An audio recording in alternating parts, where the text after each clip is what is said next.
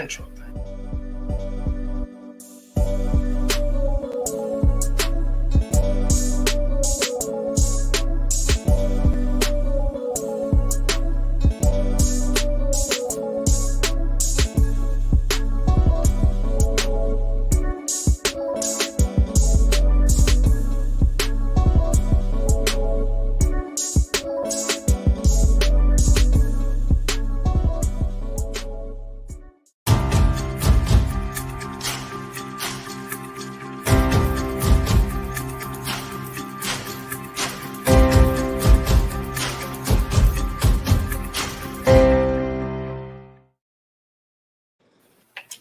Yo, what's going on, everybody? It's your boy, Bethune Cookman Sports. We're back. Got another great show for you guys. Man, I call this guy the voice of the SWAC. Some folks might call him something else, but back again on the show. We appreciate him coming back, Mr. Butch Alsandor. What's going on? How you doing, Will? Good to see you. I'm good, man. Just finally kind of making through this summer heat out here in Texas, so it's getting a little better, man. It's getting a little better. How are you? I'm doing good. You never get used to it, though, man. I mean, I grew up in Louisiana, long as I've been anywhere, and you never really get used to it. It's ridiculous. I think it's getting worse because I remember playing basketball outside from sun up to sundown during the summertime. Now it's like 10 minutes outside. I'm ready to stop. So it's weird that it's happening like that. Well, it's different when you're a kid, though. I will say.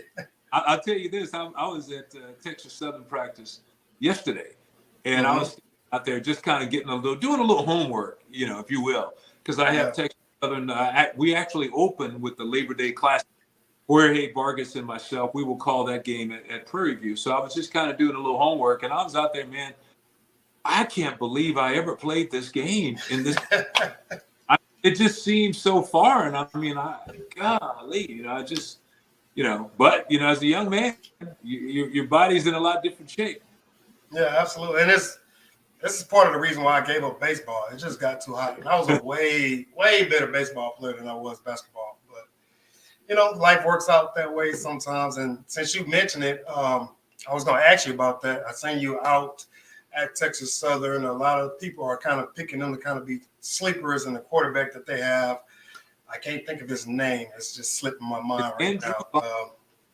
Andrew Body from Corpus Christi. Andrew Body, there you go. And I think he was picked like second team preseason all conference. Did you get a chance to kind of check him out and see the progression that he's kind of making from last year to this year? It's so funny because when I was out at practice, I actually had a chance to meet his family. His mom and his dad came from Corpus Christi, came up to watch some of the practice. They're around a lot because, they have the ability to do that. And talking to his dad, I mean, he was extremely excited. And then because he said he's watched him throughout his career. And what he has done is he has gotten better and better and better at each stage of his career. And, last year, a lot of people don't realize he only started 7 or 8 games. I mean, before he took over. So basically his body of work last year was based on 7 or 8 games.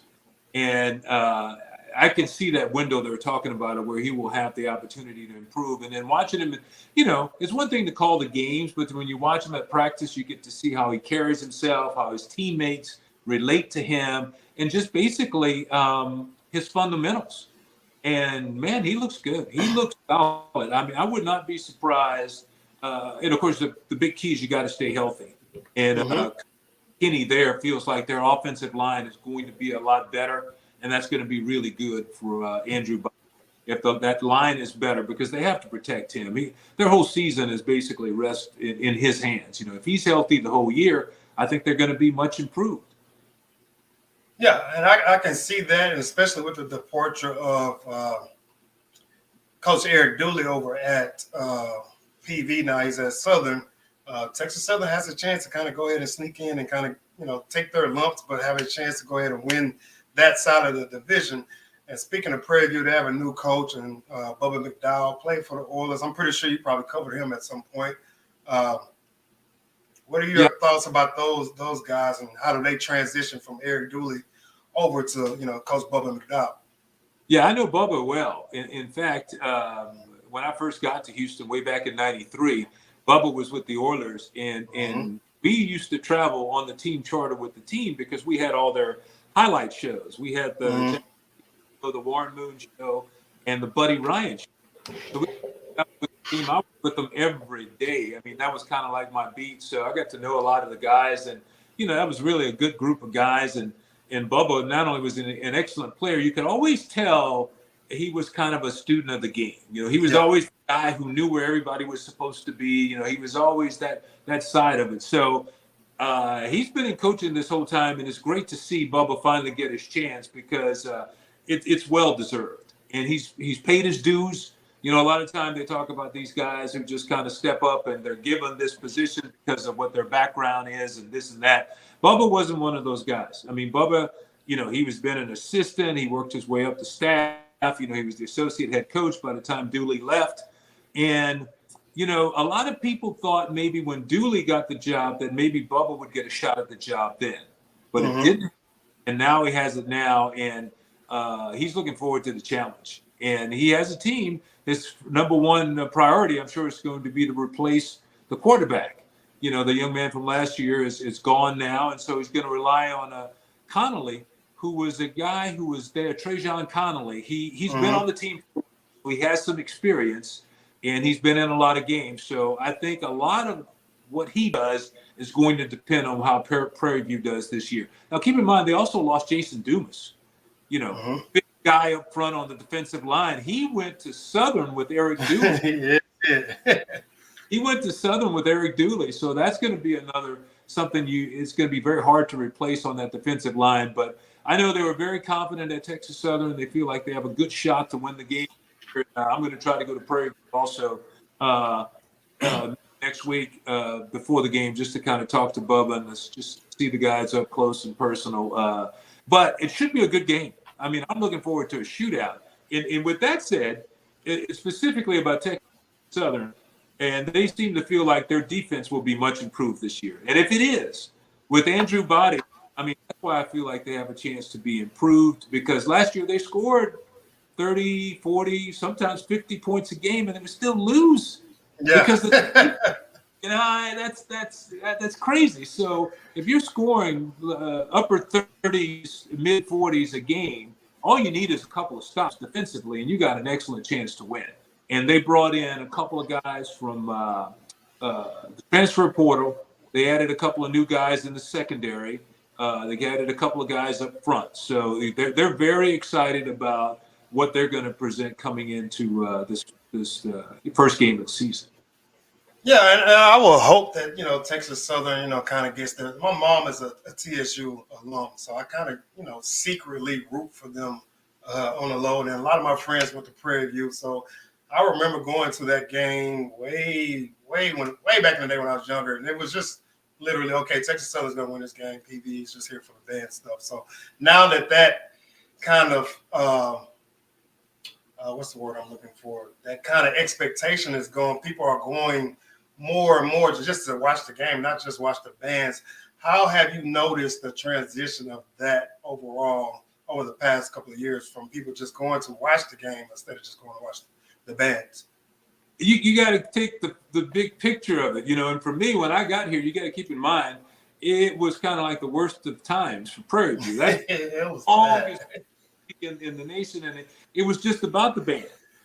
But it's not that anymore. And if they have made gradual progress, but when Eric Dooley took over, it's like they took another step. They went another step that ladder, and now it's about football. And in this game, I'm going to go on the line and say this game will probably be the most competitive game that Texas Southern and Prairie View have played in some time, and we're going to see just an exciting football game. I think both teams are going to be able to score.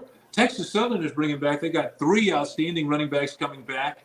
On the other side, Prairie View has an outstanding back. So I just think it's going to be fun to watch. It's going to be a lot for Jaden Stewart was the guy I was trying to think about for Prairie View. Okay.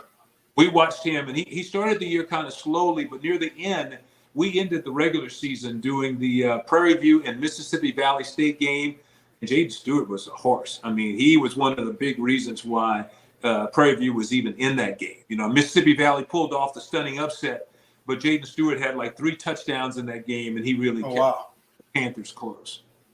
Wow. So yeah, there's a lot of new kind of old faces, I guess you can say, in the SWAC this year. As Eric Dooley went back to his alma mater. You got Coach, good Lord, Coach Alabama State. I can't think of his name. Eddie Robinson. He's back at his alma mater. Things like that. So he's former Oilers linebacker. Former Oilers, yeah. It's weird that all this stuff is happening, and it's good. And the SWAC always kind of seem to have a revolving door. But Alabama A&M, you lose a guy who has basically been 2-time. I think he was 2-time Conference Player of the Year, and Mr. Akil Glass. And now they're trying to rebuild. They brought in a bunch of transfer portal guys, D1, D2, and all this other stuff. So Coach Maynard and his group of guys, have you had a chance to kind of figure them out, or what is their expectations this coming year for the Bulldogs? Well, Coach Maynard is always going to have the expectation that his team is going to win and his team is going to play well. Now, they did lose Glass on offense, but they have Gary Falls coming back in the backfield. And, last year he was one of the top rushers, if not the top rusher in the SWAC. The good thing about him was he's good in the passing game. And you would think with Akil Glass not being there anymore, that Qualls is going to get more of an opportunity to carry the football. I'm anxious to see how much it's going to change their offense. Who's going to win the job at quarterback and step in and be the main guy. You would have to think, just realistically, with Glass not there anymore, there would be some drop off because he was there for so long and performed so. You'd have to think there's some there. But Coach Maynard is a guy. He was a quarterback himself. Played in an Arena Bowl championship. Went on and. I don't know if you know this, man, but Maynard's got quite the colorful past. I mean, he was a stunt double for Jamie Foxx in Any Given Sunday. So wow. No, I did not know that. Now, he was an excellent arena quarterback, but he was the guy, when you watch the movie, Any Given Sunday with Jamie Foxx, and you see the guy taking all the big hits and getting knocked around. Oh, my God. I'm going to have to check that out now. Any Given Sunday is one of my favorite movies. I just find it, hilarious. And Jamie Foxx is he's silly and everything. I can't take him serious about anything. So I'm going to have to go back and rewatch that, man. Shout out to Hoop Jargon. I don't know if he's getting on. He might be working today, but he's just kind of been making some comments here. He said Coach Frazier started to report it, and he said when Coach Simmons came in, he knew that TSU was fooled every year. So, he's a PV alum, PV to the day he dies. So he's always going to root for PV. But that's funny about Coach Maynard. I would say this. I would ask this. Is he the most interesting coach in the SWAC, like far as personality, He was, but now, you got Deion Sanders at Jackson State. He's a big personality guy too. Coach Maynard is a big personality guy. There are a few of those guys around now, so it's going to be interesting. I think Coach Maynard, though, I love talking to him. He's also a big wrestling fan. So sometimes we get to talking to him during the week. We'll have our Zoom calls with the coaches, so you can catch up and get the latest on the team and find out about their health situation and just the personnel. But the thing about it, you get with Coach Maynard, you'll start talking wrestling. He's a fan. You get into a lot of stuff, and he loves to golf, man. He's golfing all the time. He did one Zoom call from the golf course. I think I've seen that. I thought that was maybe like the digital background, but it looked more of like a golf course. And I'm like, oh. Well, he does have, like for his press conferences now, he does use the background of Augusta, where the Masters is played. He has one of the holes from Augusta. I forget which hole it is, but he does use that for his background because he's such a golfing fan. But he's a fun guy to deal with. He also did some stunt double work in Remember the Titans, too. There was and the funny story about that is there was the big scene where the quarterback got hit and spun around like a copter, and he told me, he said, you know what? I told him I wasn't doing that one. He goes, whatever they were paying me for the day rate wasn't worth me that many times. So he did a lot of work there, but he kind of passed on that one. Coach Maynard, man. But I would love to meet him, man. oh, he's a great guy. He's a great guy. But the big thing, just to wrap up at Alabama A&M, the big thing about them is they have to make some improvements on defense.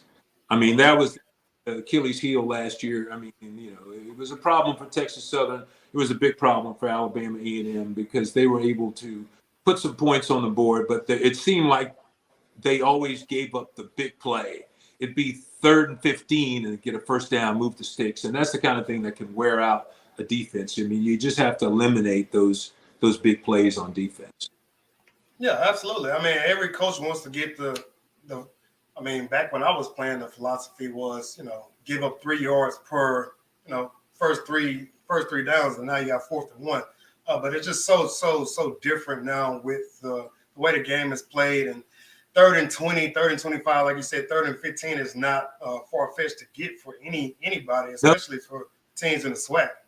And a team like the Bulldogs, they also have one of the best receivers in the country in Abdul Fattah Ibrahim. So he's coming back in. He doesn't have Aqeel Glass spinning the rock, but we'll see who's back there and who does the job and whether or not they can get the ball to Fattah Ibrahim, because that guy was he was a man. And the thing that's interesting about him, his career, he started as a walk-on over there. So I mean, look at he's on some All-America teams, had some great years with Glass, and it'll be interesting to see how he fares. He and Quarles both, if they go into the season this year. Yeah, absolutely. And it's funny because sometimes people can now question did the quarterback make him or did he make the quarterback type of things. But, salute to him. And being a walk-on is hard. I was a walk-on at Stephen F. Austin. It's very, very hard to even break, getting 1 minute in basketball or 1 down in football. So, salute to him from putting in the work, putting in the time, and now he's one of the best receivers, in the conference and not the country, like a Shaq Davis over at South Carolina State and all these other guys. And speaking of receivers, let's just get to it, man. Jackson State, they have a bunch of receivers, some guys that folks never even heard of, just sitting there waiting to be unleashed. What are your thoughts about these guys getting ready to, defend their SWAC title, their undefeated season in the SWAC from last year? Well, obviously, they were picked to win the East again, and they had to be picked, after the way they were last year and how well they played under Coach Prime. But you mentioned the wide receivers quickly. They have a young man by the name of Malachi Weidman, and he did not start as a starter, but boy, man, I want to say it was around midseason, maybe a little bit before that, he took over, and that guy, electric. I mean, he just could make it happen. He was a force on the field. One game he caught 4 touchdown passes in one game. I mean, so he's going to be one of the guys, even though he was new to the system last year, and they do have a new offensive coordinator, so it's going to be a little bit different look this year for Jackson State. But the thing that I thought was surprising about them at the media day, Coach Prime said that they made major changes. And I know that sounds kind of odd because you go, okay, you won the conference last year. You had all these people. But he said, no. He said, what I did when the season was over, I looked at it. I looked at where we had holes, where I thought we could get better. And he said, don't be surprised if we come out and we have an entirely different offensive line this year. So, you never stop trying to get better. And I think that's part of Deion Sanders, who Coach Sanders is. Himself, you don't become a Hall of Fame player by not having that in you. And he could look at that. He saw what they did last year and how successful they were. And that defense was just incredible. They were all over the field, all over whoever they played. I mean, they were just relentless as far as bringing pressure. And he went back and looked at every aspect of his team and basically said, and you would think that's what a coach does anyway. But a coach that just won the conference, just advanced to the Celebration Bowl, and you go back and you look at how well your season was, your season, SWAC season, and you go back and you say, I'm going to start making wholesale changes. That's a little bit unusual. And it says a lot about Coach Prime and how he's always going to be pushing that team to get better and do better on the field. Yeah, absolutely. And from my standpoint, I watched a lot of the games last year. You was probably calling most of them. And shout out to Hoop Jordan. He said Coach Prime said he made overhauls on the line and coaching. Yeah, he did. But that was one of the glaring facts for me watching the game and the offensive line not being able to create anything in the passing game or in the especially in the running game. You couldn't get guys firing off the ball. I don't recall Jackson State running any play action last year, and from my mindset, it's because that they couldn't block long enough to run that type of stuff. So, and I think that's why they finished either dead last or second to last in giving up sacks, because they just didn't have the ability to control the line. Well, I don't think there was any secret that I know the first time we talked with Coach Prime, the first game we did with Jackson State last year, he didn't make any secret about it. He said, my offensive line has to do better. These guys have to start getting better. They have to do better. And they made some improvement last year. They definitely did. But he wants to see more than that. He wants to see a lot more than that. There's a young man named Tony Gray who actually was named to the preseason all SWAC team. And he just says season when he got better and better and did a fine job for him. But they may be literally 4 different starters on that line with Tony Gray when they play that first game this year. And, of course, Shedeur Sanders, the coach's son, played quarterback, true freshman last year, predicted to be the most valuable offensive player, offensive player of the year in the SWAC. He was the preseason pick for that. Most of the year finished, if I'm not mistaken, with a 66 completion rate, completed 66% of his passes. But what's deceiving about that is for most of the year, he was over 70%. So he did a really good job of getting the ball around to the open guy. And I don't want to make it seem like he's just a game manager, because he's a lot more than that. But it's incredible the way he takes care of the ball. They put a lot on his shoulders. And from what I understand, this offense this year is supposed to be more of an air raid attack. So I'm just see how that's going to work out, and just how much more of a threat they're going to be from the offensive end, on the offensive end. Yeah, and it's funny that you say that, and you say air raid, and I did a video probably about 2-3 months ago about Jackson State's wide receiver corps, and I'm nicknaming them the Blue Flame because they have so much talent. I don't even know if he's still there, but I know there's a young man named Quindarius Davis. I don't even know if he's still at Jackson State, but if he is, he's from Dallas Skyline out here in Texas. That kid is incredible. Malachi Weimann, you mentioned him. Mr. Rucker, Mr. Tucker, he's another kid. Then you got Kevin Coleman. I mean, you got then you can throw in Travis Hunter with that mix. And I said that these dudes should break records. So with you kind of mentioning that, the air raid attack, so all of you other SWAC fans, get ready for Shedeur Sanders and those guys coming into your stadium, letting it fly. And everybody wants to see Travis Hunter and just kind of see how it's going to, and I'm anxious to see what's going to happen defensively with that team. Will they be able to be just as much of a force as they were last year up front? That's just going to be interesting to see whether or not come back and still have some of that intimidation factor. Of course, Coach Sanders' other son, Shiloh Sanders, is going to be in the secondary. He had 4 interceptions last year, and more than 4 interceptions. I will say this: we had a couple of games where it was closer than maybe it should have been. And right at key moments of the game, Shiloh Sanders would come up with a key interception, or he'd come up with a key tackle, or he made so many big plays for Jackson State down the stretch, basically to make the game look a little further than it actually was. So he's a big factor on defense, and he's going to be back again. Like I said, I think he was second in the league with those 4 interceptions. Yeah, I really like Shiloh, and it's hard to be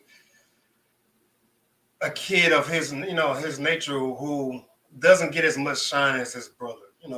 They know that he's Coach Prime's son, but they're not really talking about him. So for him to kind of have that mindset and still go out there and do his job, I really, really, really like him. And I see we got some people kind of trickling in late. I'll make sure y'all hit the like button. My dad is checked in. Dad is in the building. Talked to him yesterday. Got a chance to talk to him. I told him that you were going to be on here. So y'all crossed paths many, many, many a time. So let's see. Hope Jargon. He's done a great video on Quay Davis. He says he's going to be a beast, and I really think they're going to be beasts. As far as what I want to see from Shedeur, I want to see him kind of. To me, his stats were kind of deceiving. He had like 30 touchdowns and 8 interceptions. And of course, a lot of those came in the Celebration Bowl. But there were a lot of times where he just kind of threw up the ball to his receivers just because he knew his receivers that were so much better. Again, Malachi Weimann, great basketball player. Folks who don't understand, he played on a great AAU circuit when he was in high school. So this is a kid that can go up and get the ball. So Shedeur was afforded those type of luxuries last year, but I want to see more from him making decisions about, getting away, throwing the ball away. Stop trying to make the big plays. Stop taking the sacks. Like I said, I believe they were first or second in the conference last year, giving up sacks. What part of that was him just kind of trying to do too much, or what part of that was him just kind of being a freshman? Well, I think you said it earlier. His maturity was way beyond what you would see from a freshman. I will say, it really the kid just carries himself as an older, but and it helped a lot that he got there, was able to get some of his teammates, and they could see what he was all about. He could see what they were all about. He had over 3,200 yards passing as a freshman. That's pretty crazy. Look at it. I just think a lot of the shortcomings last year that some people may have attributed to him were in some ways directly related to the offensive line. And I think he did as well as any true freshman could do, probably did a lot better than any true freshman. He finished second in the league in passing. So over 3,200 yards, you mentioned the 30 touchdowns. I mean, it was a very, very impressive outing. He's the preseason #1 pick to be on the all-conference team. And with this new offense and a revamped offensive line, I he'll take even a bigger jump from where he was last year. Yeah, and I just followed that family because I started following Coach Prime when I was 7th grade, 6th grade, somewhere in there. So I just kind of, follow who they are. And I want to see them be successful. And I don't want to spend too much time on them because there are other teams who are, trying to get their title, and the main one is off the rip. Their very first game of the season is FAMU, and a lot of folks are really, really liking what they're seeing from FAMU.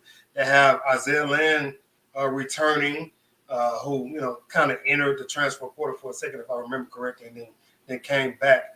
FAMU, what are their expectations? I know they got to dethrone Jackson State. First off, very first game got to dethrone. So what are their real expectations? Yeah, Willie Simmons, they're the real deal. I mean, they're the real deal. They played Jackson State early last year. That game could have gone either way, and had it gone the other way, maybe we might have had a different champion. You never know. I mean, so that's going to be, I would think, the top competition for Jackson State is going to come from Florida. You mentioned Isaiah Land. What can you not say about that guy last year? I mean, he was at the front, I think 19 sacks, if I'm remember correctly. I mean, he was outstanding. I mean, when you have that kind of force on defense, and he's like pushing 230, about 6'4", 230. I wrote it down, wanted to remember. Led the nation in sacks per game and had 25 tackles for loss. Impressive. That's a force on defense. That's a wrecking crew all right. Defense is going to be in really good hands right there. They also have B.J. Bowler in the defensive secondary, who was excellent last year. So they got some pieces there. It's going to be to see whether or not one of those quarterbacks can take a big, giant leap forward for them and see how they can do with that. But, like I said, you go back to that game last year against Jackson State. I would like to have seen that game played later in the year. To have that game played early like that when everybody's coming out of camp, you really don't know who you are yet. And there were some big penalties in that game, some big momentum swings in that game. So you can't really count Florida A&M out. You just can't do it. I mean, Willie Simmons has that team prepared to play. They had excellent defense last year. It's going to be excellent again, this year, you just can't count those guys. Yeah, and that like you said, that game was 7-6. The first game of the season. It was raining. It was wet. That game could have went either way, but Jackson State's defense, like they showed from day one, very first snap, all the way to the end of the season until they played, South Carolina State in the Celebration Bowl. Those dudes were legit, and so they literally won that game for Jackson State. Like you said, a play here, a play there, we could have been talking about FAMU playing in the Celebration Bowl last year. So very easily, and I feel to mention Xavier Smith also. He was another preseason All SWAC pick, and Coach Simmons even said on media day that they planned to get the ball in his hand more. He didn't feel like they did a good enough job of getting him the ball last year, and he said we're going to try to change that early in the season, make sure he gets his touch, because he feels like he's a guy that can make so many things happen. Yeah, well, I mean, first game of the season, he's going to get his shot with Mr. Travis Hunter over there, dueling that out.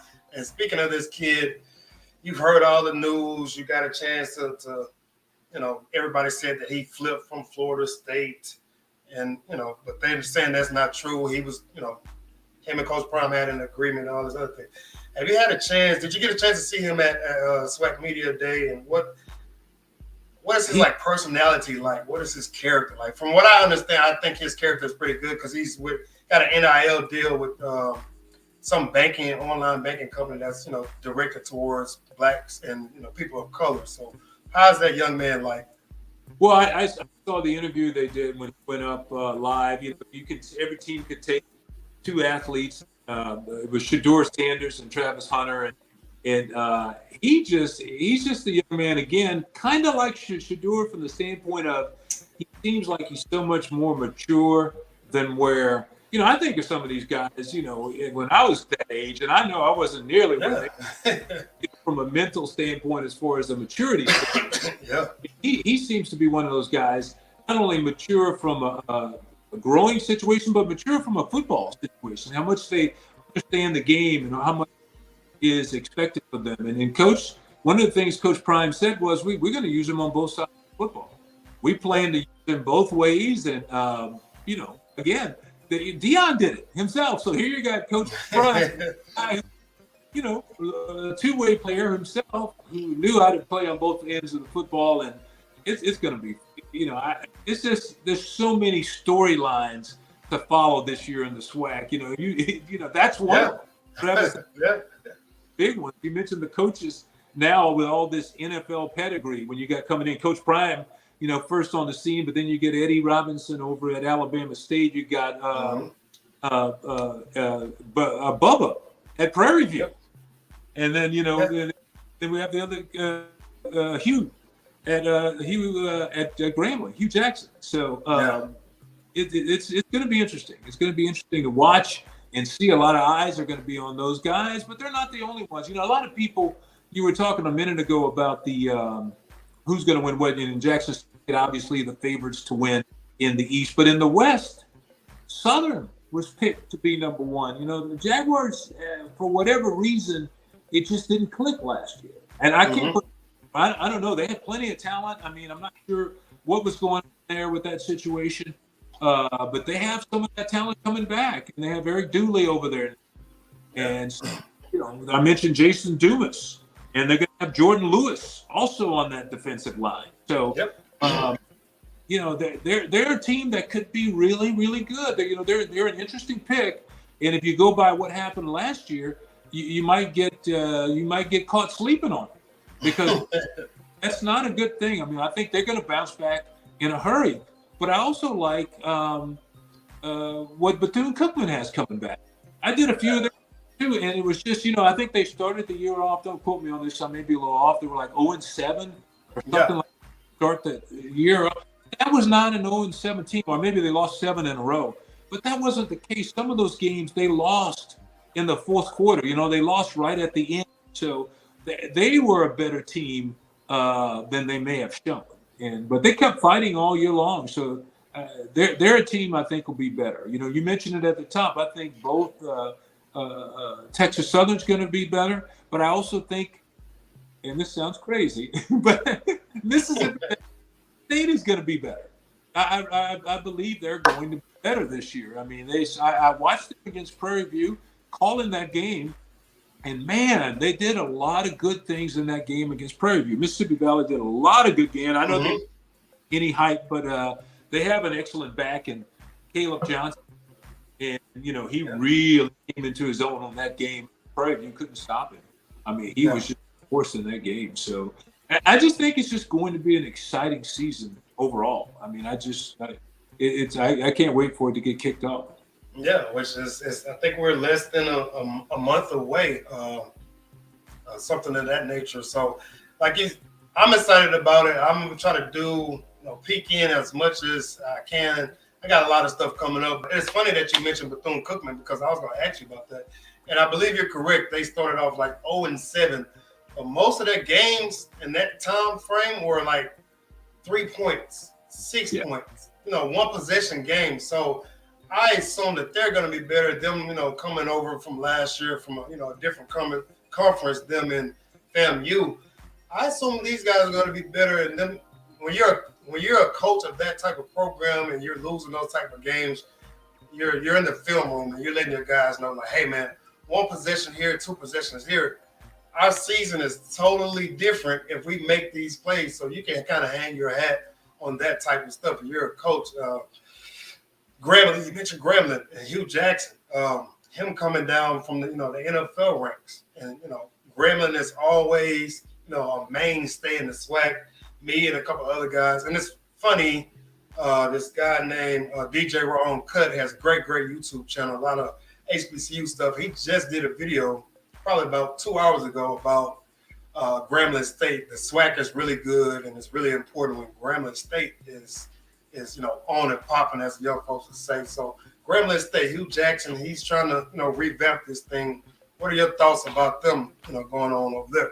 Well, let's get to Grambling, but I don't want to get away from Bethune Cookman without mentioning Kamari Averett, because that young man, he's their big tight end who has an NFL body right now. But he was just he might have been one of the most impressive players in the SWAC last year. And he was one of those guys you mentioned about Malachi Weidman, how he has the ability to go up and get the ball. This guy's 6'6", 265, and can run. And I mean, he is just a force. And if you look at some of the plays last year, they had situations where their quarterbacks just threw the ball up there and let him go and get it. I would too. Oh yeah, he made 10-yard catches and the 6'6", 265 frame and turned it into 60-yard touchdowns. I mean, the force. He's going to be playing on Sunday. I mean, somebody's going to give him a chance if he stays healthy. So he's going to be there. Now back to Grambling, because you wanted to talk about Grambling, and that's so funny because Hugh Jackson and the Tigers, when they showed up at media day, the Grambling kids had on these great suits with the big lapels, and they were black. Beautiful jackets. Yes. And then they had the big G in the corner right there. And so everybody was talking about how they were styling and profiling over at the media day. So they made quite a fashion statement at the media day. But Hugh Jackson was talking about a lot of he said all the right things, about getting the tradition back at Grambling. And it doesn't seem like it's going to be long. They've used the portal very well. They brought in new people, and they expect to if you listen to them, they think last year was kind of more of a fluke. They had some things going on. You can't change 3 offensive coordinators in one season and not have some issues going on. So they definitely had some issues going on there, and thus we have Hugh Jackson now, and I think he feels like he's gotten that kind of more on a stable situation now. And again, we weren't there. We never know what's going on behind the scenes, but they had players leave, they had players transfer, players jumped in the portal. I mentioned the 3 offensive coordinators. So they had a lot of rebuilding to do, but that's the beauty of college football now. With the portal and the ability to bring in kids and decide, you can get well in a hurry. And I expect the Tigers do a lot better this year. Yeah, and I'm with it. And crazy, I just mentioned his name, DJ Raw. True. He says he's here, man. I'm going to put the stream link up for anybody that kind of want to join in.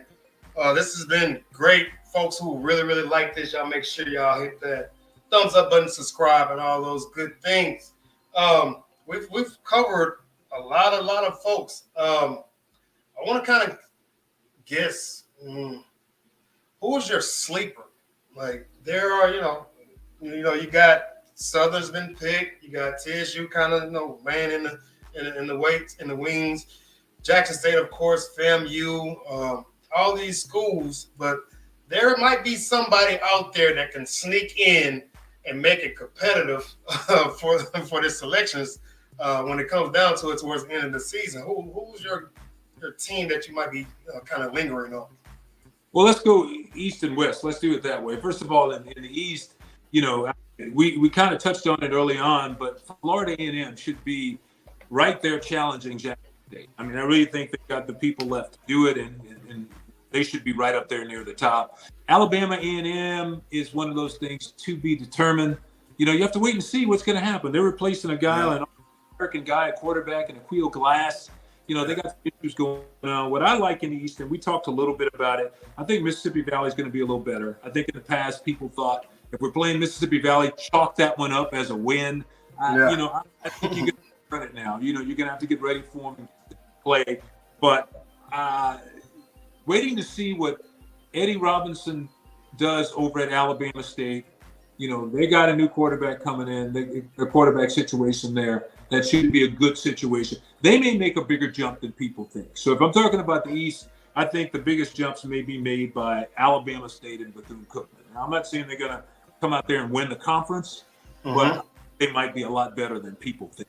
And if you look at the West, we already mentioned Southern predicted to win that conference there. They're predicted to be near the top. Prairie View won it last year, but, Prairie View switching quarterbacks, so a lot of people think maybe Alcorn State will slip ahead of them, but they have to replace their quarterback too. So that's going to be an interesting situation to see how that works out too. But if I look at the West, I think TSU is kind of in that category with Mississippi Valley, and I think they might be a little better than Mississippi Valley State, but I mean in the category of surprising some people, of coming out of nowhere, because basically last year they would have surprised a lot of people last year. If they were made a stop here or a stop there, they could have won 2 or 3 extra games, and that would have shocked a lot of people. I think if Connolly performs well at quarterback, even though Prairie View may not be seen as, even though they won it last year, people are thinking they're going to be more in that 3rd, 4th kind of situation. I think even losing Dumas and losing their quarterback, Jawan Pass, they can still do some damage. I think Connolly's a guy with experience. I wouldn't write them out, but I think Texas Southern may be the most improved team in the league if they can stay healthy. I mean, I like some of their chances, and I think Grambling's going to improve. So the team to watch, I just think if you look up and down in the SWAC, you can look at these teams and you can see where everybody's got something to be excited about. Now, does that mean they can win the conference? No.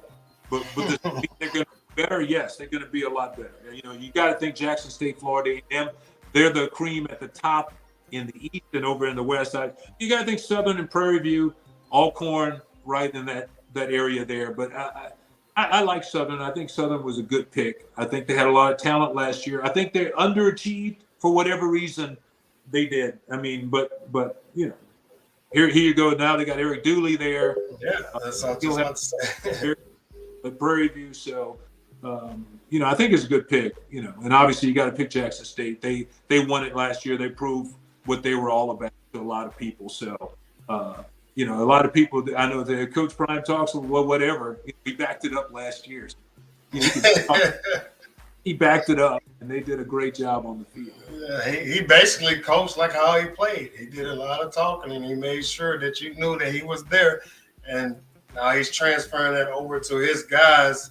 And I like that when coaches can kind of – it's hard to be a great player and then transfer over into being a great coach. And Coach Plum seems to kind of have it figured out. And I think he figured it out when he started coaching the younger generation instead of jumping over to college football or to the pro levels. You get to kind of see it from a different perspective. So, but you mentioned it. Yeah, no, I was just going to say, I just think with Coach Prime and Coach Sanders, it's more than just – he's not talking.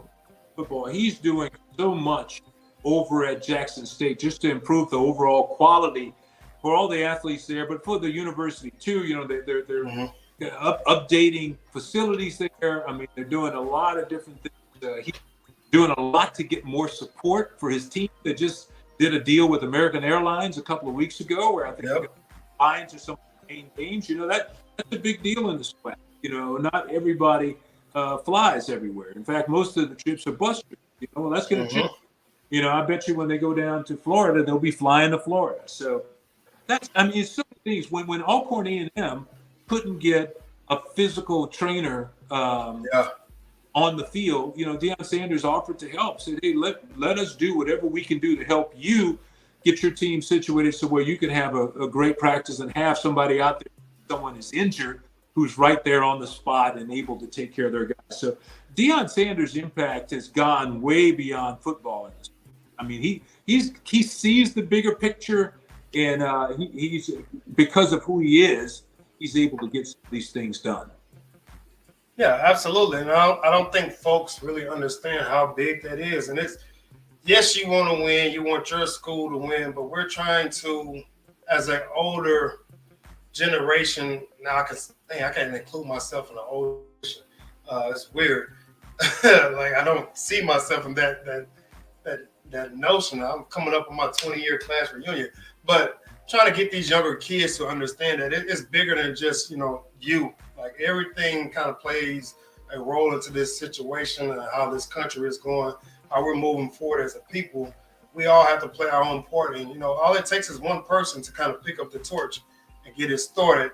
And then it's up to the rest of us to kind of, you know, follow in and follow through with what's going on. So I love what Coach Prime is doing.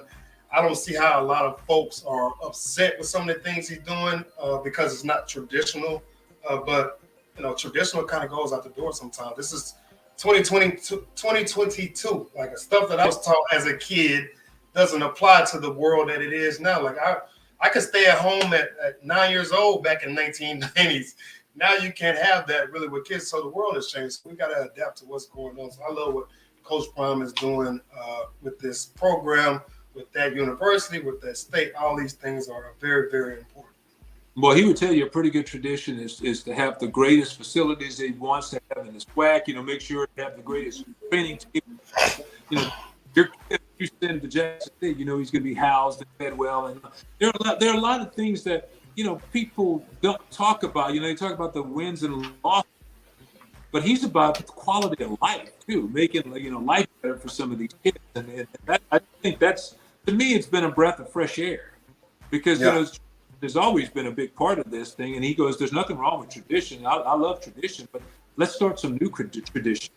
Let's start giving back. Let's start giving money to you know, if you graduated from Jackson State, let's start giving money here. I mean, he hasn't made any secret about saying that and just laying it out there. Let's do things that are going to make the quality of life better. I just think that. Yeah, absolutely. Let's see. We've covered a lot of people. I was looking at the all-conference preseason selections, and there are some, you know, kind of, you know, questionable. I want to say questionable things. Travis Hunter, not the preseason selection, but he was preseason third team All-American for the FCS in the State Farm preseason selection. So a lot of folks are having a problem with that. And I said this in retort to it is that those guys that are been in college 1, 2, 3 years, that they separate themselves enough from a kid that's just coming in as a freshman, even though he's a 5-star kid. You can't be mad at a kid. He's done nothing wrong. That writer or that, you know, that selection committee, they chose him. But I say this to say that, what is the issue with some of the things that folks have with Travis Hunter, if you kind of heard any things like that? Because from my understanding, he's done nothing wrong. But the dislike and the dismay for him is just really, really weird, because he decided to go to Jackson State. Well, the funny thing about that, I don't want to. I'm going to butcher the quote because I don't remember what it was. I wrote it down somewhere. But Shedeur Sanders, when the deal came up with Nick Saban, when Nick Saban said that at the you know, where he accused I think it was Texas A&M and Deion Sanders at Jackson State of paying players to get them to go over. And then Shedeur Sanders tweeted out something like, they said $1 million, that he got $1 million. He goes, no, man. He said, if I'm leaving that stuff on my plate, Pops is telling me I need to eat everything on my plate. He said, $1 million from us. It was something like that. I'm butchering. Mm-hmm.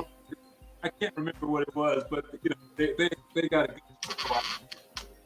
And I think we have a high-profile player.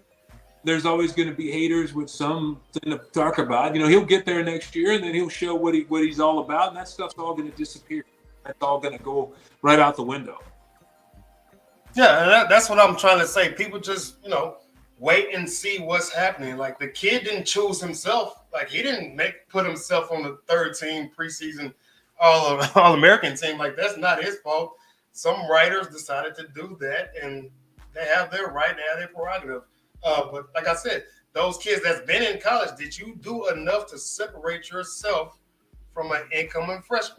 And I say no, and this is why it's happening. Again, you got people like Isaiah Land. You got the defensive back at Alabama State. I can't pronounce it. Rashad Davis. Pretty good kid. He's big time tackler, big time hitter.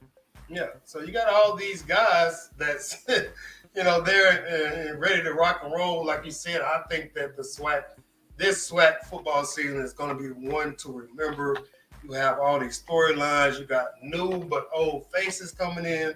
Bubba McDowell, Eric Dooley. You got Hugh Jackson over there at Grambling trying to bring that back. You got Bethune Cookman going into their second season in the SWAC, even though they're lost some close games. FAMU is right on the tails of Jackson State. Jackson State again, cream of the crop. You got Alabama A&M, what they're going to do. You know, Coach Maynard is going to be entertaining. He's going to have his guys ready to rock and roll. So this is going to be a very, very interesting season for the SWAC fans and SWAC football teams. Oh, no doubt about it. And the other thing that, you left out is you're going to be able to watch all the action. I mean, we had a big ESPN contract last year. You got a big again this year. They're going to be on all the ESPN platforms. You got the HBCU Go network working on some games now. So, the SWAC is blowing up right now. The hype is good. And I really, really believe that the play field is going to be equal to all the hype. I can dig it. I can rock and roll with it. I can do all that stuff, man. We got Hoop Jargon in the building. What up, man? What's going on, gentlemen? What's going on? What's up, man? Nothing much, man. I gotta say, I think you nailed it, Butch. Being a guy who's been, from, I don't know if you guys can see what I'm representing, but Prairie View A&M University all day, every day. It's funny when just the SWAC was just so irrelevant to a lot of people as far as the sports consciousness level. Yeah. I remember people reporting into Jerome Solomon working for the Chronicle at the time back when I played. And this is like circa 03, 05, 07 range. That is not enough HBCU sports, SWAC in particular, being, promoted. And now it's like in vogue now. This is the show. Yeah. So even, no matter, what names are the winners, obviously I want Prairie View to win. It's a win overall because it's, when I came into the, the scene as being, invested into the SWAC, it just was not a lot of attention around it if your name wasn't Jackson, Grambling, or Southern, right? So in this new era, it's just everybody's getting shine. Obviously Jackson being the brightest star in the sky, but everybody's getting some of that. What's the word I'm looking for? You're getting some of the exposure. You're getting the exposure by vicariousness of Coach Prime setting, the major networks having attention in where we normally wouldn't have. And so I think it's a win all the way around. So I got to say, I'm very proud to be a part of what's going on and seeing it. Yeah, absolutely. And, we got to give the new commissioner in a couple of years now, he's not new anymore, but Charles McClellan, Dr. Charles McClellan went in there with a vision and he's making it happen. He saw, like, his big thing was when he was talking about ESPN, it was like, why not us? Why aren't we seeing SWAC out there more? Why aren't we seeing our product out there more? Why aren't we seeing this? And he did the same thing when he was back at Texas Southern University. He did the same thing. He got a big basketball contract with the AT&T Sportsnet here in the city, where Cynthia Cooper did the color. I did the play-by-play. We did like 16 or 17 games live on the air. I would get messages from people all over the country who were able to see the game. So, I mean, it's that kind of stuff, but it's that kind of vision also that opens some of these doors, the way he's negotiated some of these deals with these guys. And now every week you can turn on the TV and see a SWAC game somewhere. And there's, like I said, ESPN has the 5 networks where they could be on at any given time. So it's just a good thing. It's a good time to be a player in the SWAC. That's evident from the draft. You saw how many players got free agent contracts. I think it was only 4 players got drafted, but there was 20-something players who had, if I'm not mistaken, signed free agent contracts or were invited to mini camp and went into mini camp. So the progress definitely paying off. And I'll say this, Butch. Dr. McClellan happened to be my athletic director when I was at Prairie View, so he had strides he'd been making before he went to Texas Southern. So when he went to TSU, that was a big step because, as we know, he was a PVU alum. So him leaving PV was that was a big step, you know what I mean? And he's shown to be forward thinking every step ahead. I believe he brought in Mike Davis over there at the Texas Southern basketball program, and it's taken off. And then Coach Jones is taking the reins from Coach Davis and, onward and upward. The little intricate storylines definitely build towards the collective. And now we're seeing a culmination of everything coming together. And I'm not sure if Dr. McClellan was there when we brought in Ashley. Well, actually, Ashley Robinson, who's the current AD at Jackson State, as we all know now. Ashley started off at Prairie View. And I remember when he was young, man, me and Ashley used to hang out, man. And he was like the, I forget what the position's called under the AD. But then he became the AD. And then he's taken off, and now he's the guy now. So it's just fun to watch the inner workings of where this whole conglomerate has come together that is HBCU sports, SWAC in particular. So just sitting from the back scenes, it's just a joy to watch, man, I got to say. It is, and Ashley did a great job at Prairie View. He was the assistant before he became the athletic director. And if you look at some of the things that he's trying to accomplish now at Jackson State, we were talking about before you came on, one of the things they recently negotiated was a deal with American Airlines. So they're going to actually be flying to some of their games. What an advantage that's going to be for their team than spending 8 to 10 hours on a bus. You'll leave Friday morning, lunch, you'll have a workout in the afternoon, and you'll be in your bed by 8 o'clock that night and ready to play the game. It'll be a normal schedule. Bus rides are the worst. I mean, I absolutely hate bus rides. They were the worst. I'm gonna get real particular. Like T.I. say, I know all about that. So when we played against the Alabama teams, it was an 18-hour bus trip, and we knew what time it was. By the time we got to Montgomery or Huntsville, we were done, like mentally done. Like, and so I'm surprised that we won what we won in those stadiums because it's mentally taxing. So to put the the rubber to the road, as far as what you're saying, Mr. Alsandor, it's a big thing. Because, and we all knew, man, like girls team, boys team, the Alabama trip, we like, here you go. Man, that bus trip was not what's up. So that is a big selling point because it can get brutal, as far as geography is concerned. Or let's exacerbate that. Let's look at Prairie View going now to Tallahassee, Florida, out there to wherever the hell Bethune Cookman is in Florida. Like, that's even a longer bus trip if bus travel is on the lector. So those kind of things do play, advantageously. And it's tough going down there because you want to get there. But I would even go as far as to say, after you play the game, you still got 18 hours before you get Hell yeah! I mean, because you're like, oh my goodness, 18 hours. Like, especially after a loss. Oh my God. Hey, don't have a personal life. Your Xbox, music, or a lot of different things to kill the time. Nah, man. Hey, it's only so many times you see the same movie. It's only so many times you hear the same song. It's only so many conversations you can have with your girl back on campus. It's brutal. Brutal. I made that trip 4 times. I couldn't imagine. Coach, twice as a player. I couldn't imagine. Brutal. We didn't.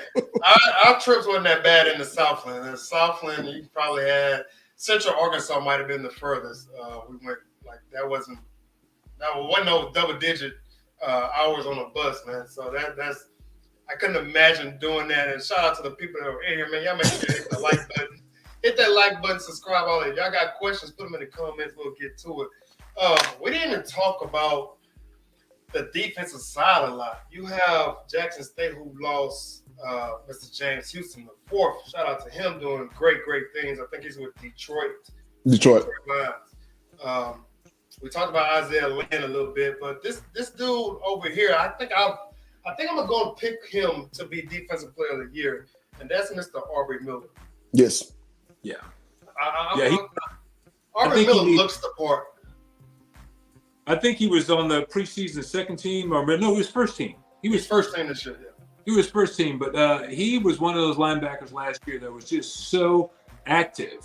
You know, they had a great front. I mean, they had a great front putting that pressure on the quarterback, but that second level was just as good for Jackson State. I mean, it was just a swarming defense. They were all over the field, and Aubrey was one of those guys who could literally play sideline to sideline. Mm-hmm. He had a motor that just kind of ran like that the entire game. I wrote something down here. It's funny you should bring him up. 109 tackles. I mean, that kind of emphasizes what I was talking about when I say this guy plays literally from sideline to sideline. Yes. 109 tackles on a team where you had a lot of guys making a lot of tackles. Absolutely. I mean, that's impressive. Highly impressive. I can't. Linebacker is hard. Like I'll be very upset because you got to be able to blitz. You got to be able to read coverages. You got to be able to go out and defend a running back in the open field. You might have to cover a tight end every now and then, this and that. So to have that type of energy and that type of mindset to go out and be a linebacker. My brother played defensive end / linebacker in college, and I think he still holds the record for most sacks at any level in one season in college at 22 and a half, something like that. So Aubrey Miller just looks the part. He looks like I want to say like a Brian Urlacher or somebody in there, but he's quick, he's fast, he's mobile, he's hostile. Shout out to Remember the Titans. This is the second Remember the Titans reference. Coach Maynard, man. Shout out to Coach Maynard. That's funny, man. I can't believe that story. But Aubrey Miller, I think I'm going to go with him being Defensive Player of the Year. Hope, Jordan, I'll let you go ahead and your thoughts about that. No, I think what you see is when you get a guy drafted like James Houston III, it's definitely a big drop off as far as overall talent. You know, him being a big transfer, obviously coming from University of Florida, and he lived up to the bill. Let's put it that way. Now, as far as Aubrey Miller stepping in again, sideline to sideline, that's him. He's a guy to me that seems like he's ready for the moment. And not only that, and we talked about, I talked to Coach KJ Black about this. He's currently a coach for the LA Rams. He was formerly at FAMU, formerly a quarterback for Prairie View A&M University, won us a championship in 2009. Let's not forget. But he talked about how, like, when you got guys who know your system, it's an advantage. And, when you look at guys like Alabama A&M with all that turnover, I wonder how that's going to, turn out, as far as fruition, as far as being on the same page with the coach and understand what coach wants. Aubrey Miller's been in the program already, so he knows what expectation is. He knows what success is. And it's like you hitting a different gear. And your different gear is like, okay, when you expect to win, and now you're trying to get to that next level of winning, where we taking out of conference opponents, right? Because you just got that familiarity out on the field. So to me, he strikes me as a guy that not only has proven he can do it, but now he's going to hit that next level. And also seeing one of his peers get drafted in the NFL. So that's motivation that it just kind of comes by osmosis. So I think that's a very underrated trait that we should probably look at as far as Aubrey Miller's prowess going forward. Well, one of the biggest motivational tools for him is going to be kind of what you were talking about from the standpoint of, well, you guys were as good as you were last year. You know what? Nobody's going to sleep on you this year. So, and that Coach Prime's going to be the first one to tell them that you're going to have to be ready to go every single game because people are going to be gunning for us They're going to be gunning for us because I'm your head coach. They're going to be gunning for us because we blew through the conference last year. They're going to be gunning for us because we get all the, attention.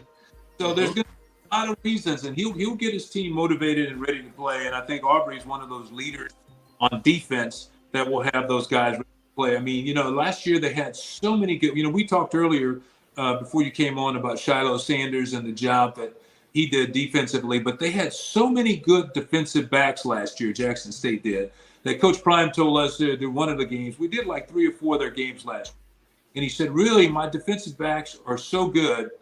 I really picked my starter by how they perform that week in practice," because he said there's so many of them are interchangeable. And I was looking at Cameron Silman Craig, who made second team preseason all SWAC. He was a guy who was out there. He literally played like 8 defensive backs last year, that started at any given time. So that maturity factor is going to be big for Jackson State. They're going to have enough guys back who had a little taste of it, got all into the Celebration Bowl, and they're going to be back and they're going to be able to step into that leadership role, which is another interesting thing that Coach Prime told us. A lot of the teams you'll see, the players will have the C on their jersey for captains. They pick captains at the beginning of the year, and they're captains. And he does it a little differently. He gives them an L, and that's for leader. And just because I give you an L, he said, it's not necessarily that you're going to have it. You have to perform week in and week out to keep that L on your jersey. I thought that was kind of interesting, the way they approached that. I like it. I like how innovative Coach Prime is because and I'm going to lament back to like how the SWAC usually is. SWAC is very traditional minded in everything that we do. Everybody, and I'm going to lament a little more to basketball. You go into a stadium, everybody play that doom, doom, doom, doom, doom, doom, oh, doom, doom, doom. So it's like every gym you're in, it's the same experience damn near, right? And as far as the alumni, as far as the plans of producing, it's like slow, mustard seed of hope, kind of, when things get there, they get there. Coach Prime came and knocked everything off the table. Like, listen, man. Yeah, that's not bad. People as as a whole, all of us are afraid of too much change. But then when it's thrown into it, you're like, okay, well, this isn't too bad. This is a pretty good thing. And that's usually how it is. And he came in, you're right. But the thing about him was, with Coach Prime, I think he was just being himself. Of course. He should run. He's played at every top level. So he understands what needs to be done to put these young men in the best situation to be successful. And that's what he's all about. He's all about having the best thing for the young guys on campus, the best thing for the athletes, the best things for the school. We talked before about how they're in the middle of trying to get some of the facilities redone over there.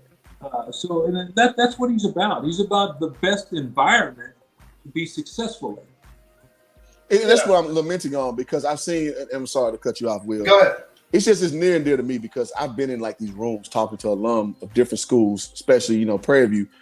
And I just remember before we got our new stadium, there was a lot of like trepidation by well, who gonna pay for it? It's gonna cost so much. And like before we had this, we won a SWAC championship on a middle school field. Like Blackshear Field was orange.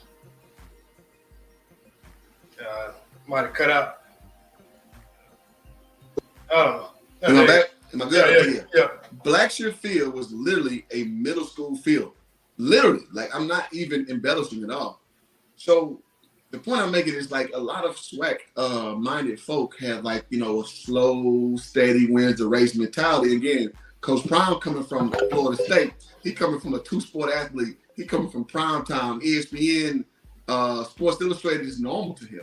So his normal has changed our normal with the SWAC, and he's a godsend in more ways than others. And I gotta say this, a lot of people now, most people are rocking with Coach Prime, but I've still seen a little bit of undercurrent of resistance of people saying that he's a grifter. He ain't earned nothing. I was just like, listen, man. Coach Prime alone, in the last 3 years he's been a part of SWAC, has probably moved us further than 20 years of SWAC just doing what it does under Dewar Sharp. Under what Dewar was mostly under what I've seen under my time. But if we're being honest, man, Coach Prime has moved this thing forward in 3 years further than we've seen in 20. And I'll down that hill. And it's really 2 years. I mean, he said that immediately. He said, I The don't COVID count year. Fair enough. count that. I barely knew these guys then. That's not something you want to really count on. But it's getting contagious, and everybody's starting to see it. I mentioned to Will earlier this week. I was at Texas Southern basically doing some homework, checking them out to see them at camp, just to see them up close and personal. And gotten to talk to Kevin Granger, the athletic director there. And they have new facilities coming in. Their dressing rooms are almost done. The Texans have donated a new field that they're going to put down on the practice field. They got a brand new turf they're going to have on the practice field. They got a brand new weight room that I think that's almost ready to go. So you see that that's all part of getting in a more talented athlete coming to your facilities, because that's a big part of, kids want to be in that type of environment. And so it's going to be nice. The dressing room's almost done. You mentioned Blackshear Field. Now brand new football stadium. Yeah, it's Blackshear Stadium now. It's Blackshear Field at first. Now it's Blackshear Stadium. So yeah, it's a wonderful thing to see it happening, and it can only be positive for the entire SWAC as everybody gets to upgrade their facilities along the way. Absolutely. You have to do these kind of things because that's what kids are interested in, besides the NIL deals, which is a big thing now. But facilities has always been a major recruiting point for almost any coach. And I want to go back to, Coach Prime. And Cliff has talked about this on previous streams before. This guy has been in rooms with executives that we can never dream about ever like shaking their hand. He's been in these type of rooms before with Nike, with CBS, with ESPN, with organizations that, I can never probably get a part of. So he knows how certain things operate. And I think, like y'all said, a lot of folks are afraid of the unknown. So they're hesitant to kind of, jump on this thing. But he's basically telling you, like, this is what they do. This is how they do it. This is what we should do. Follow this trend and let me lead y'all to this. And a lot of folks are just hesitant because they don't know. It's, well, just your... the bottom line is it's all good for the kids. That's what the primary goal is. And it's, some people get confused. And yes, he wants to win. I mean, that was obvious here. Look how they ran through the SWAC. Yes, you want to win. Yes, you want to do all this stuff. But you also want the best environment for your kids. And he talks about that all the time. I mean, that's a really big deal. I mean, he brings it up all the time. He got Michael Strahan to come in there and get suits for the kids. Mm-hmm. Like, that's another connection. You brought in Michael Strahan to do that. We mentioned the American Airlines thing. And we talked earlier about how he was trying to help Alcorn State get a full-time trainer so they could actually have someone on the field in case somebody got hurt. So all these things, like you're talking about, they all involve some measure of change, but they're all good things that are going to be good for the future and good for the student athlete at the same time. And I'll be honest, he's doing it in an expeditious fashion. It's not like, we're going to work on this. Again, I got to say, man, in the SWAC, we know that everything is it's like hurry up and wait, which means put a lot of interest in it and let the Lord do it. And and I'll give another example. Coach Prime will getting on the board about the guys getting their financial aid, right? Because that's something we know as SWAC athletes. Like, you're going to get some BS in the financial aid office. We know this. It's ingrained up in, our DNA of knowing that, like, listen, man, there's certain things you got to put up with playing the SWAC. You got to ignore those things and enjoy it for what it is. Man, one of my kids, man, I had an AAU, man, I interviewed him out here in LA. John Walker III, he plays at Texas Southern, basketball player. He's probably going to work his way in the NBA next year. And just hearing him talk about from a 23-year-old's perspective of how he is playing the SWAC, and he loves playing TSU, he really does. But he notices some of the shortcomings as well. I mean, it's a kid who transferred from Texas A&M. So he knows how it is at the apex level, but he loves these experiences at TSU. And it kind of just reaffirms what I already know myself, being an older gentleman, have played in the SWAC. It's like as much as things have changed, things have stayed the same in that same respect. So Coach Prime, the thing I love about him is that he doesn't know lack. All he knows is prosperity. So when he comes in, it's like, why can't this happen? And I made a video when he first came over. He did a video with a car dealership, and it's just like it was nothing, but it was something at the same time. You can kind of see him get his footing together about how to market his program out and how to get other people to put money into his program that he doesn't have to do himself. And again, at every turn, we see him like, nah, this ain't how I go. Will, this goes to your comment. He's been in these rooms with people who push major money. He knows how these people think. And it's not thinking just, later. It's like right now. What can you do right now? What does your product do for us right now? He can do something for him. The money makes sense. No problem. We'll get you this. And I think that he's been a much needed person to bridge that gap between tradition, which, I mean, we are crazy rich in that capacity. But as far as forward thinking, as far as getting things done, Coach Prime has given us something that we've never had. And even like a Doug Williams, who, former Super Bowl champion, won, he done been hired and fired by Grambling like 15, 11 times, right? So, even Doug Williams, who got all this cachet, Doug Williams wasn't no Prime. He wasn't Deion Sanders at no point in his career. Deion is a guy who got Nike at his foot. He got CBS at his foot. ESPN, like you just mentioned. So he knows how to navigate in these rooms, and we only have his work to show that they're showing his doggone spring game on ESPN2. Like, who would fathom that HBCU sports would have that type of priority, right? So we gotta, and I'm speaking to people who are skeptical right now of Coach Prime. Like, listen, man, we've had nothing like this. Even as coach, God rest his soul, Eddie Robinson, it wasn't like that when he was out there. When he was constantly putting boys in the NFL, right? Mm-hmm. He didn't do this because he was really good on coaching, family building that bunker mentality. Coach Prime can do all those, and he can market on top of all that. So I think we definitely appreciate. It's not even like he knew these people from his playing days and stuff. No, because he's so good at marketing. They're still there. I mean, hell, he just got an Aflac commercial with the duck. People are still in his inner circle, and it's been a good thing. I mean, I think it's been a good thing for the conference. I think it's a good thing the way Dr. McClellan has pushed the exposure factor of it. Look at our product. Why not us? It's been a good team, and then I think you may even see more of that now with Hugh Jackson coming in, and we'll see how Eddie does, Bubba does at Prairie View. Because, this will be a good thing because their success will only breed more people like that wanting to come in that can bring so much more exposure to the league. And I'll keep it like this, man. I think KJ is going to be a guy that's going to come back around. Once he finishes dealing with the Rams, he's going to have this crazy resume. I think he's going to work his way up with the Rams. And I think in his heart of hearts, he still wants to coach, on the HBCU level. So you got a guy who's out here in LA every day, rubbing shoulders with Matt Stafford, with Aaron Donald, with Coach McVay.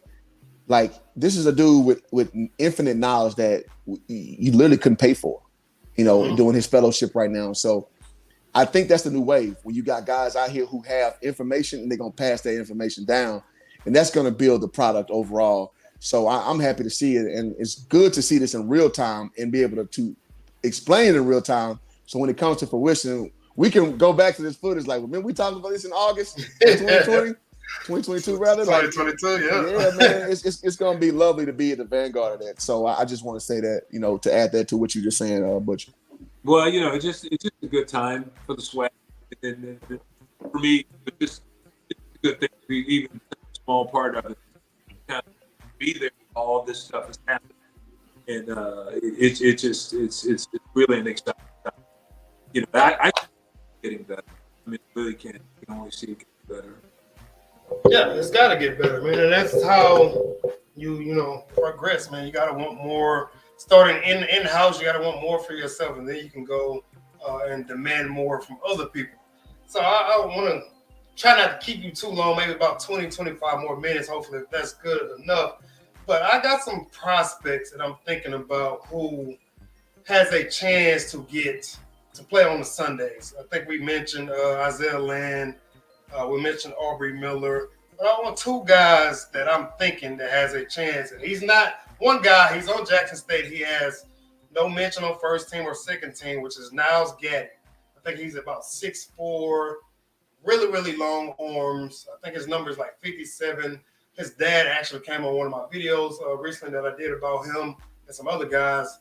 I think Niles Gaddy has a chance within another year or two to make it to the NFL. And then another guy is the wide receiver for Alabama A&M. We talked about him earlier. I can't pronounce his name for nothing, so I'm not going to think Ibrahim. I think he's a guy who has a chance to go from a walk-on to a guy who can play on Sundays. So anybody who wants to talk about that or tackle that, go ahead. Well, I'm going to drop down because I'm about to cook, so I'm going to listen, gentlemen. And so I just want to hop in because you guys, you motivated me to hop on, so I had to hop on for a second. So I'll drop down and listen, gentlemen. All right, how many been? Yes.